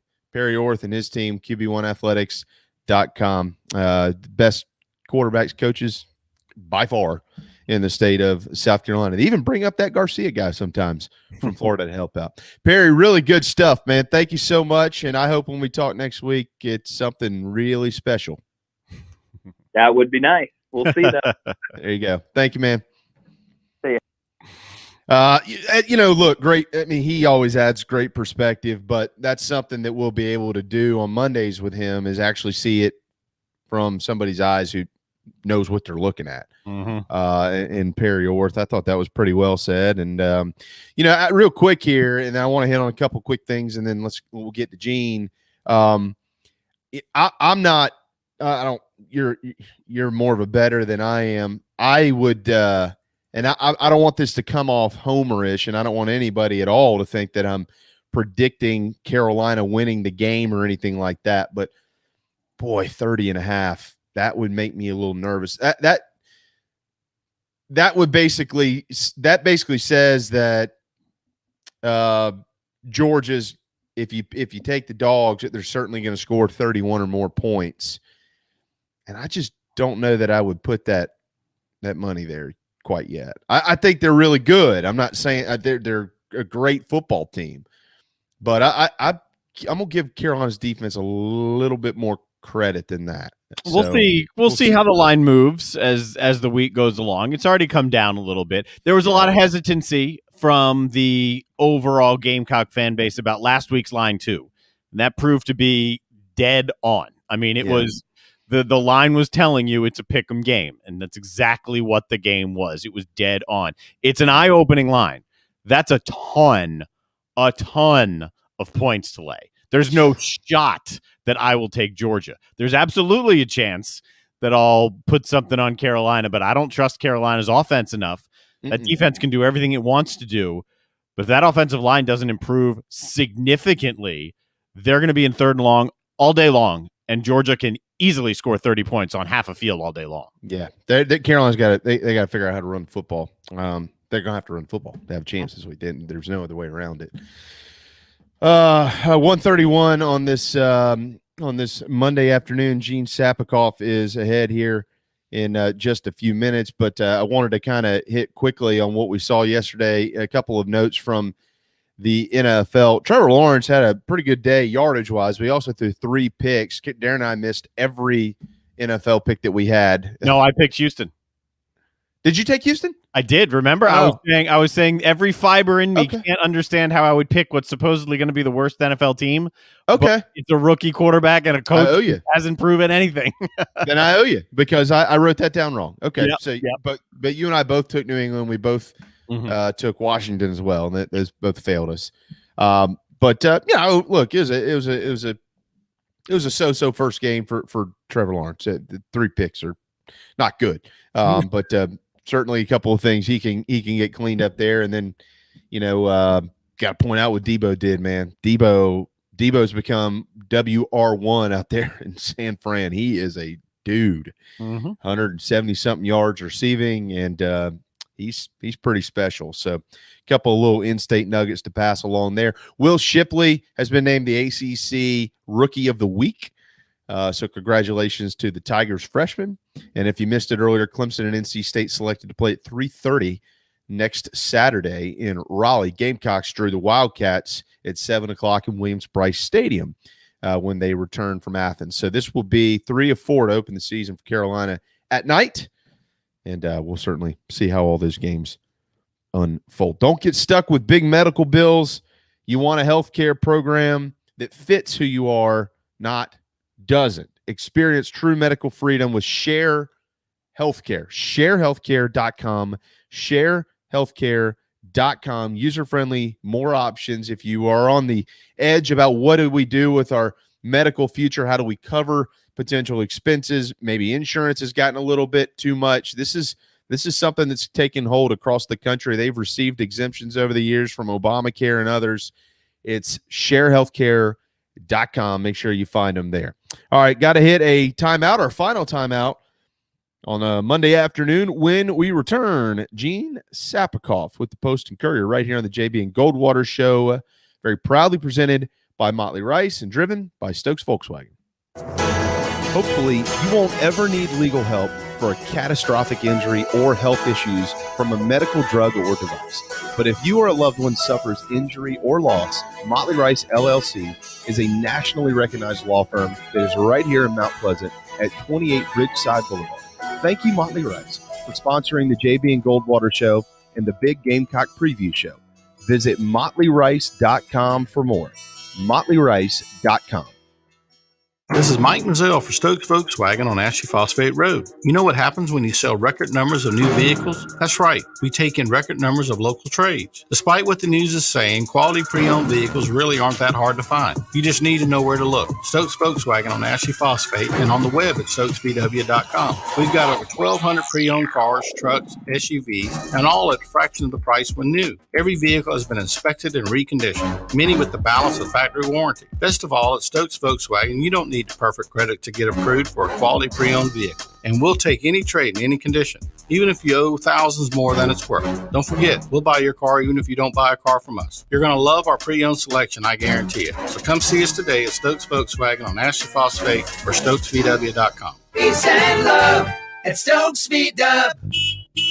Negative trade equity financed a new loan, subject to lender approval. Wando Power Equipment, the trusted home of Hustler zero-turn residential and commercial mowers. There is nobody more trusted in South Carolina than our friends from Wando Power Equipment. They've been providing elite commercial and residential service for over 30 years. Landscape Services have turned to their selection of Hustler zero-turn mowers like the Raptor. Bigger, stronger, faster, and the most durable Raptor Hustler has ever designed. Located on Daniel Island and online at wandopower.com. Wando Power Equipment, owned by the Price family, the home of Hustler zero-turn mowers, rentals, service, and specializing in family and friendship. You hear me talk about Dog and Duck all the time, and there's no other place I'm going to watch my college and NFL than the Dog and Duck. They have 3 locations, Bell Hall, Park West, and Clements Ferry Road. They have specials all football season long, like $12 pitchers of their own D2 brew, $5 pints of Sierra Nevada, weekly pick'em sheets with prizes, and the best wings in town, bar none. For all your football, college, and NFL, the Dog and Duck, Clements Ferry Road, Bell Hall, and Park West. Okay, what's going on today, huh? Anything to talk about? All right, greetings and a good Monday afternoon. Greetings and a good Tuesday afternoon. Greetings and a good Wednesday afternoon, and welcome aboard. All right, greetings and a good Thursday afternoon. Greetings and a good Friday afternoon, and welcome aboard. And nobody wants to work on Mondays, but we have to do it, especially in the fall in this industry. Welcome back, the JB and Goldwater Show, very proudly presented by Motley Rice. Right to the chair, healthcare phone lines we go. Gene Sapakoff with the Post and Courier is waiting anxiously to give us his thoughts. What's up, man? Well, I'm here in Athens in the film room breaking down Gamecock tape with Will Muschamp, and he's got a huge smile on his face, guys. but the Gamecocks have a secret weapon. It's you inside the Georgia film room spilling all of their secrets. Well, yeah, and the thing is, I told him that Zeb Nolan's going to be the starter, and Will Muschamp knows nothing about Zeb Nolan. See? He's probably the only Gamecock he knows nothing about. So there you go. Now we see what Shane's done here. See, you got it. We got it all figured out. Yeah, look, I wanted to start with this column and then work our way around the state, Gene. But in the paper today, or at least it's online, Will Muschamp from Gamecocks to a, quote, jolt of energy for Georgia. I've been saying this for a while. If anybody thinks that Will Muschamp is just a special teams coach in Athens, boy, are you wrong. He's still one of the best defensive minds out there, and Kirby Smart, I'm sure, is using him every way he can. Yeah, and when I asked Kirby about it, he admitted every bit of what you just said. And I mean, when you really look at it, for Georgia, I mean, Kirby Smart is one of the best defensive minds in college football, having won national championships with Nick Saban, and they have a really good defensive coordinator in Dan Lanning, and they have a really good defensive coordinator who doesn't exactly have that title in Will Muschamp. And those 3 guys, I mean, it's just no accident that, Georgia obviously has so much talent on the field. What they did to Clemson and Clemson's offense, unlike anything we've seen with the Tigers in the college football playoff era, Georgia has a heck of a brain trust there to go with all that talent. You know, as much as Carolina fans, Gene, want to bash on Will for what and they have every right to do that. I understand it. Carolina was terrible the last couple of years under his leadership. They won 6 total games, for God's sakes. I mean, it was bad. He's still an exceptional football mind. You know, how much better did Georgia get when they hired him? Good. Now, that the intention was not to have Will Muschamp on the field, not this season. Maybe Kirby saw it in the future, but only because Scott Cochran, who's an interesting story in himself, he's been a strength coach and a renowned strength coach for over 15 years at Alabama, came over to Georgia in 2020 to get an on-the-field assignment as a special teams coach, raised a lot of eyebrows around college football. But anyway, he took a personal leave of absence in July, and so that opens up a spot where senior defensive analyst Will Muschamp gets to come onto the field. And so far, so good for the Bulldogs. Like you said, the players that I've talked to at Florida, Auburn, South Carolina, most of them have really liked Will Muschamp. I think he's done good at player development. He did good at recruiting. And I can say this because I said it pretty much the week he was hired at South Carolina. The guy just does not have a good track record of game preparation and in-game management. And it was his bugaboo at Florida, and it was his problem at South Carolina. There's no doubt. There's no doubt. He's, I had people like take personal shots at Will, but he's a good man. And, certainly wish him the best. I know nobody's going to wish him the best this week because he's on the other sideline if you're pulling for the Garnet and Black. It's interesting you bring that up. I don't remember the 2016 game much. That one was down in the swamp, but I do remember the 2017 game in Williams-Brice, and Carolina beat them. Remember that? It was a strange day, Gene. There was that really weird interception thrown by Jake Bentley, and Florida took it back to the house. Oh, wait, they dropped the ball, and then Carolina took it and ran it back out 30 yards. Anyways, after the game, they all came up and hugged Coach Muschamp. I'm talking about the Gators players. So in saying all that, what do you expect to see this week?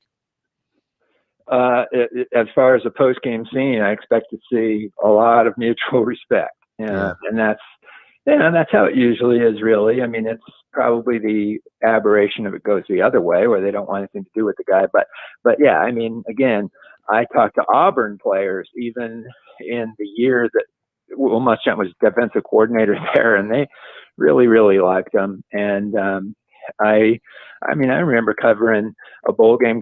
Clemson played against Auburn when he was defensive coordinator, and a young, fiery Will Muschamp. They really, really got on board with the guy there too. So it's going to be interesting. That just is another little sidelight to a game full of subplots. So everybody, Gene, and I'm not admitting the fact they just played East Carolina. I certainly want to get your thoughts on that game here in just a second. I want to talk about Mike Houston as well. But everybody's talking about Will Muschamp, and they should be. I mean, he knows this roster at Carolina. He recruited the large majority of these guys. I get it. But Shane Beamer spent a lot of time under Kirby Smart at Georgia. But from a personnel standpoint, no, Carolina does not have an edge. Georgia's much better. But is there anything that Shane Beamer can draw from his time as a Bulldog assistant coach under Kirby and bring that into this game as an advantage for the Gamecocks? I think he'll know how Kirby will want to defend things and how he would want to go about protecting leads if he gets them, which he's going to. And that's about it. He's certainly familiar with the scene between the hedges. But other than that, I just, like you said, I mean, the talent differential there is just too great. South Carolina, going into the season, you would have thought that maybe they were close to even with Georgia or almost there on the offensive line, and that the running back rooms were comparable. But that hasn't really looked like that in the first few games. It's still really too early to tell, I think. But it's just going to be a really difficult Saturday night for the Gamecocks, I think, the way these two teams match up. And hey, you know what? Any team going into Athens, and that means any team is going to have a tough time this season. Yeah, absolutely. The offensive line has not been good for South Carolina. Gene, I actually am a believer that you could pick up this running back room for the Gamecocks, throw them in a Bulldog uniform, and they'd be just as good over there. I think a lot of people would be talking about them because they're Georgia running backs. There's a great track record of that. But they got to get some push up front. They got to get some help. It's not been good. It wasn't good this weekend, but they won. 20-17. But on both sides of this here, Gene, Carolina played pretty bad at times, and they escaped, and so they are 2-0, which means they're 4 away from getting to a bowl game. And then, so I want you to kind of comment on what you saw there, but I also want to hear what your thoughts are on the other side. You know Mike Houston. I really like Mike Houston. I listened to all of his comments leading up to the game. I loved him when he was here at the Citadel. I listened to him after the game. This guy is a great football coach. East Carolina is going to win some games this year. And I don't know how much longer he'll end up being in Greenville. Somebody's going to hire him away, and that's my prediction at some point in time. But just a general thought on what you think he is building or trying to build in Greenville. Slowly but surely there. It's not going to be as quick of a fix as it was at either Lenore Ryan or the Citadel. And for that matter, he came into kind of a good thing at James Madison and rode the good horse. I think he's a heck of a coach. And I think, a few plays here and there against East Carolina, against Appalachian State and obviously against South Carolina, they could be 2-0. Looking ahead for Mike Houston, it's going to be pretty fascinating. And I was in Greenville in the middle of the week last week, and they are wondering what in the heck's going to go on with where ECU fits into this American Athletic thing where Cincinnati, UCF have bolted, and it's going to be a weird thing. So as far as the Gamecocks, though, I think they played better than the score indicates. The carry-on fumble, which I guess was a fumble. Josh Vann at the goal line, I guess that was a fumble. Those two plays just right there, I think they could have gotten some earlier momentum that maybe they could have pulled away. I saw a lot of fixable things there, including on the offensive line. So overall, you have to be pretty positive about the 2-0. If you're a Gamecock fan, really realistically having a grasp for what that roster is and what they're up against schedule-wise. It's Perry. I talked to Perry before the show, Perry Orth, and he said on the offensive line, he actually thinks they have the talent. He said schematically they got to get fixed, and which is exactly I think what I just heard you say is they're fixable, but you got to fix it. Clemson's offensive line problems aren't necessarily fixable against really good teams. I think South Carolina can get this together relative to trying to get 5 or 6 wins. So we mentioned Mike Houston, Gene. Not to, I know everybody wants to hear about the Gamecocks, but we've talked a lot about them today. Let's talk about Mike Houston's old team because they ain't very good. In a couple of weeks, Charleston Southern is actually going to Greenville, North Carolina to play the Pirates. And they're not going to go up there. My prediction is and beat them. No, but CSU might be a little bit better than we're giving them credit for. Autry Denson has won a bunch of football games early in his career in North Charleston, and the slide just continues down there for Brent and the Dogs. That was an ugly, ugly weekend for Citadel football. Yeah, let's talk about the Bulldogs. I went to the game. Boy, that defense is really struggling, and that is schematic issues, guys running quite wide open. And I think Brent Thompson was very frustrated with that. Now, he talks about execution after the game, but strategy wasn't very good either. I think the Citadel, they have opportunities to, make big plays, and they just didn't make enough of them. Maybe Charleston Southern is a lot better than we thought. I think they might be. The way they carry themselves coming onto the field and just the bond that they had leaving Johnson Haygood Stadium, it tells me that they feel really good about themselves. And I think they're going to make some noise in the Big South. And they're having fun doing it too. Some really good players, a really good secondary. I think they have a just nicely balanced offense, and You talk about a coach that could maybe make a move if this thing works out is Autry Denson, because I think he has done this construction up to this point the right way in rebuilding this program. I do too. And, and Jeff, Jeff Barber, I mean, Jeff's doing literally anything he can. I mean, from going out himself and hanging signs to planting palm trees, all the little things is what he keeps saying. And it just seems like there's more of a commitment, more of an investment in North Charleston than there has been in a long time. We'll see if some of those records can get back up there like they were under Jamie and things like that. But yeah, Gene, I mean, it's these two programs are sorry, Citadel fans, you might not want to hear it, but they're going in different directions. I mean, they're going to beat North Greenville this week, and they got some other games they have an opportunity to win, but it's from where this thing was just a couple of years ago, or I'd say 3 years ago, to where it is now. Gene, I thought the Citadel was certainly on the up and up, and yeah, they kiss the playoffs goodbye. It's a tough time to be a Bulldog fan right now, Jamie and Darren, because let's just face it, basketball and baseball aren't carrying the load either. Nope. And you need some sport to kind of pull them through. And I think a lot of Bulldog fans and the Brigadier Club, et cetera, were expecting it to be football. It still might be. As you pointed out, the next two games are at home against North Greenville and BMI. Got to get right there and then move into that SoCon schedule with some momentum. No doubt. All right. Tigers looking to build some momentum of their own. They're still outside the top 5 per the new top 25, but they did pound, as expected, South Carolina State this weekend, 49-3. The rest of the ACC, Gene, is garbage. Maybe Virginia Tech is pretty good, and but that's about it. The rest of them just aren't very good. And here's the good news: they don't have to play any of those not very good teams. They have to play the not very good teams, with the exception of possibly NC State, who I think had some rough news today with their star linebacker. He's out for the rest of the year. But they got Georgia Tech coming up this weekend. Like I said, they're not very good either. So after 2 games, Gene, who is Clemson based on what we know and what's going on around the rest of the country? Teams like Iowa and Oregon raising some eyebrows. They're a very good team, a very good program that has a chance to be elite again at the end of the year, but they're going to have to prove it by getting steadily better week by week.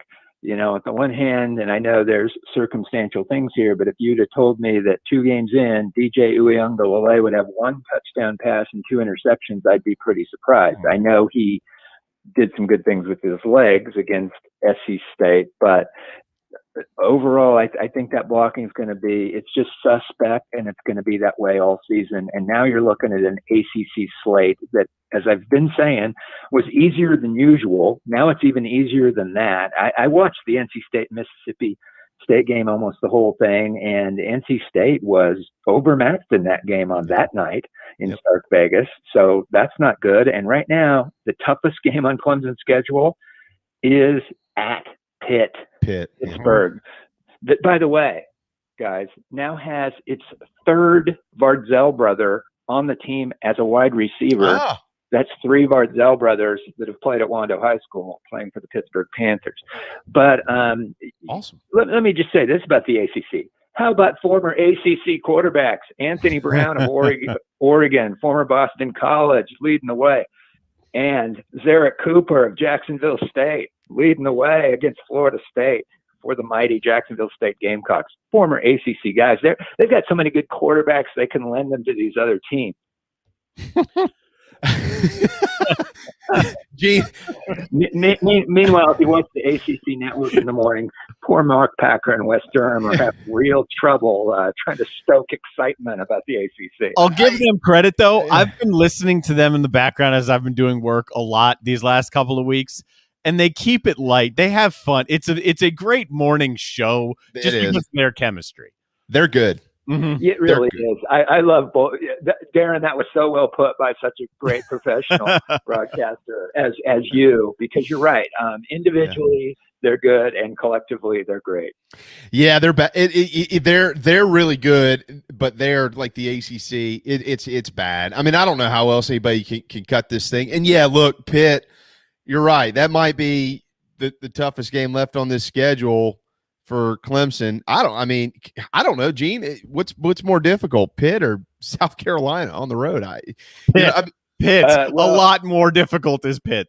I wouldn't go that far because Pitt ain't gonna have 80,000 people in there. They're gonna have about 8,000. That's the thing. I think the venom at Williams-Brice is going to top whatever shows up at Heinz Field to root for the Panthers. But Pitt's a better football team. But yeah, South Carolina's a tougher environment. Just tell me who's healthy for Clemson and South Carolina on November 27th, and I'll tell you how tough that game's going to be, I guess. Yeah, I don't know that this season could have gotten off to a much worse start for the ACC, honestly. I mean, it's just been really bad. And, again, Pittsburgh, they beat Tennessee this weekend, but that's TBD on how good of a win that is. We don't know how good Tennessee is. I don't think they're that good. It was I'll say this. It was a good game. I watched a ton of football, like last weekend with my nice setup. I watched a lot of. It was a fun game. It was one of the most entertaining games all Saturday long. And when Tennessee, forced or not, went to Hendon Hooker, man, they looked good. It was a ton of fun to watch. Yeah. Not for NC State fans in Starkville, for sure. No, go ahead. No, go ahead. No, that's it. I was just going to say, and if you think Dave Doran or anybody else in the ACC has problems, check with Mike Norvell, please. Yeah. I don't know. I don't know that anybody can put their finger on it down there. It's just not good.